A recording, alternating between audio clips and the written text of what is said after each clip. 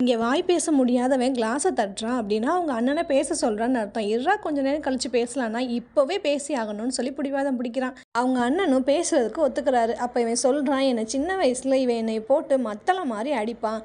எல்லாரும் என்னைய specially abled கிட்டுன்னு சொன்னால் இவன் என்ன கழுதை, நாய், பன்னி, குரங்குன்னு சொல்லி என்னை இந்த மாதிரி தான் கூப்பிடுவான். ஒரு நாள் இவன் ஹாஸ்டல் போயிட்டான். அப்படி போகும்போது பார்த்தா எனக்கு அவனோட பைக்கை தருவான்னு நினச்சேன். ஆனால் இவன் பைக்குக்கு பதிலாக அவனோட பழைய கேமரா ஒன்று இருக்கும் இல்லையா, அதை எடுத்து என்கிட்ட கொடுத்துட்டு இந்த கேமரா உன்னைய எங்கேயோ கூட்டிகிட்டு போகுண்டா அப்படின்னு சொல்லிட்டான்.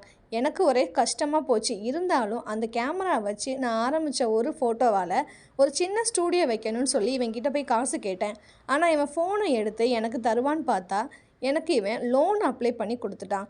நான் விழுகும்போதெல்லாம் இவன் தூக்கி விடுவான்னு நினச்சான். அப்போ தான் சொன்னான், நீ யாரையுமே எதிர்பார்க்கக்கூடாது, எப்பயுமே நீயா உன்னை தூக்கி விட்டுக்கணும்னு எனக்கு அவன் தைரியம் கொடுத்தான். யாருமே பார்க்காம என்னோட இருக்க டேலண்ட்டை இவன் தான் என்கிட்ட பார்த்தான்.